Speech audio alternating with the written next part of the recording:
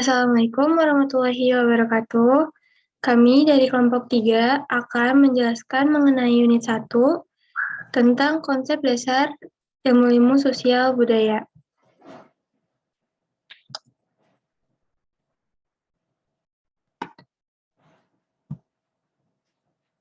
Sebelumnya, izinkan saya untuk memperkenalkan kelompok 3, yaitu ada Santi Sri Herlina, ada Saski Haira Zahwa, ada Sepia Putri Apriliani, Syakila Arzaki Fiandi, dan Syifa Syafira.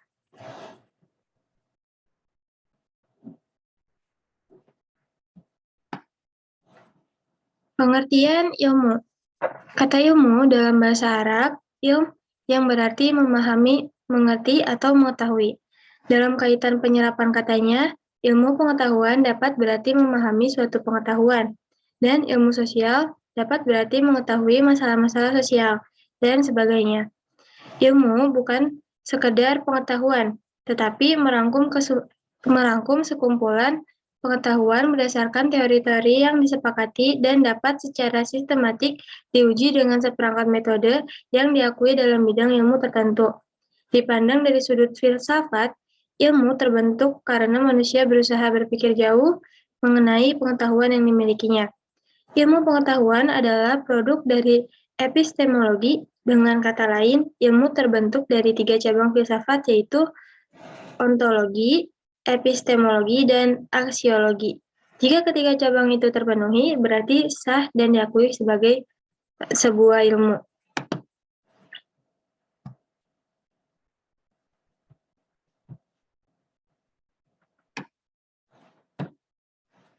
Ilmu alam hanya bisa menjadi pasti setelah lapangannya dibatasi ke dalam hal yang bahani, material saja. Atau ilmu psikologi hanya bisa meramalkan perilaku manusia jika lingkup pemandangannya dibatasi ke dalam segi umum dari perilaku manusia yang konkret. Berkenan dengan contoh ini, ilmu-ilmu alam menjawab pertanyaan tentang berapa jarak matahari dan bumi, atau ilmu psikologi menjawab apakah seorang pemudi cocok menjadi perawat. Pada dasarnya, ilmu bersumber dari filsafat. Dari filsafat lahir 3 cabang ilmu pengetahuan, yaitu 1. Social science, ilmu-ilmu sosial meliputi sejarah, politik, ekonomi, dan lain-lain. Yang 2. Humanities, ilmu-ilmu budaya meliputi bahasa, agama, kesenian, dan lain-lain. 3. Natural science, ilmu-ilmu dalam meliputi fisika, kimia, biologi, dan lain-lain. Materi selanjutnya akan dijelaskan oleh rekan saya.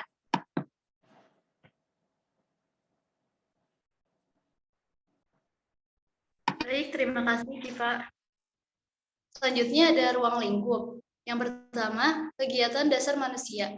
Kegiatan dasar setiap manusia dikaji secara menyeluruh untuk mendapatkan perhatian bahwa pada hakikatnya manusia tidak bisa hidup sendiri, sehingga dibutuhkan kontribusi bagi orang lain dalam memenuhi segala kebutuhan hidupnya. Yang kedua ada ilmu sosial. Ruang lingkup lainnya dalam ilmu sosial budaya adalah tentang beragam tujuan ilmu sosial dan manfaat ilmu sosial yang mempengaruhinya. Di antaranya yaitu ilmu psikologi, sosiologi, ilmu sejarah, yang semuanya itu dianggap mampu untuk memberikan peran nyata dalam mengkaji kebudayaan yang ada. Selanjutnya akan disampaikan oleh rekan saya.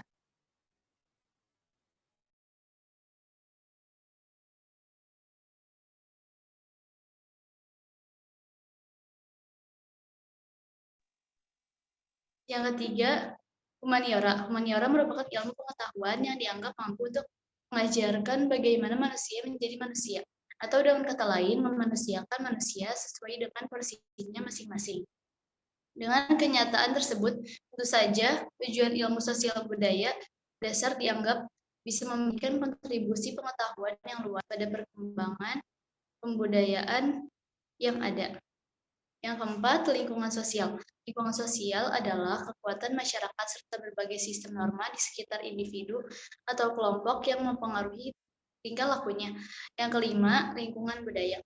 Lingkungan budaya adalah keadaan sistem nilai budaya, adat istiadat, dan cara hidup bermasyarakat yang mengelilingi kehidupan. Baik, terima kasih. Selanjutnya akan dilanjut oleh teman saya.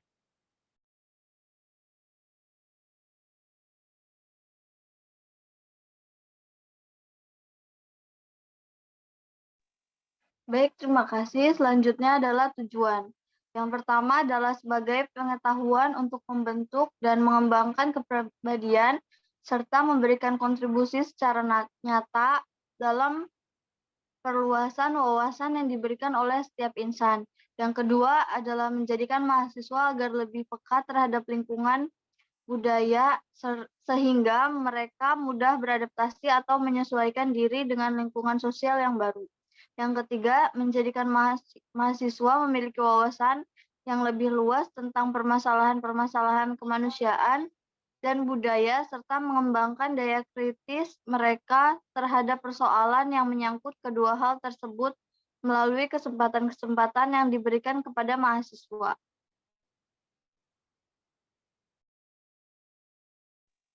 Baik, selanjutnya yang keempat, menjadikan mahasiswa sebagai calon pemimpin bangsa dan negara dengan masing-masing keahlian sesuai bidangnya.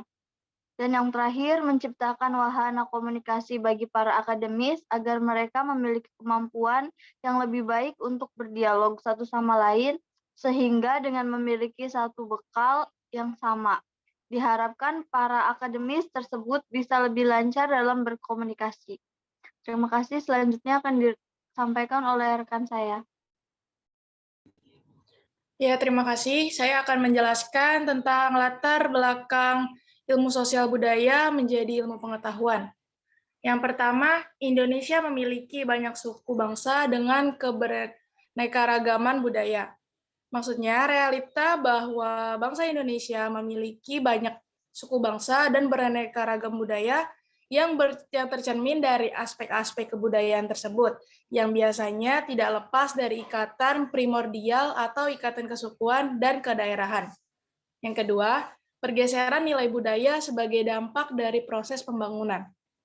Proses pembangunan yang sedang berlangsung akan menimbulkan dampak positif dan dampak negatif secara terus-menerus, yang bisa berupa terjadinya pergeseran nilai budaya, sehingga mental manusia Indonesia akan terpengaruh dengan sendirinya, yang mengakibatkan lebih jauh yang ditimbulkan karena terjadinya benturan nilai budaya ini adalah timbulnya konflik dalam kehidupan. Dan yang terakhir, kemajuan ilmu pengetahuan dan teknologi yang dapat berdampak pada perubahan kehidupan manusia. Kemajuan ilmu pengetahuan dan teknologi berdampak pada perubahan kondisi kehidupan manusia, yang biasanya menimbulkan konflik dengan tata nilai budayanya, sehingga manusia Indonesia merasa bingung terhadap kemajuan yang telah diciptakannya itu. Hal tersebut merupakan sikap ambivalen teknologi yang dapat memberikan dampak positif maupun dampak negatif dalam kehidupannya. Terima kasih. Materi selanjutnya akan disampaikan oleh rekan saya.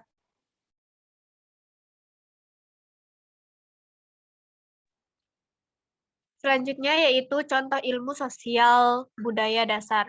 Yang pertama, minat dan kebiasaan menyelidiki hal-hal yang terjadi di lingkungan sekitar maupun di luar lingkungan.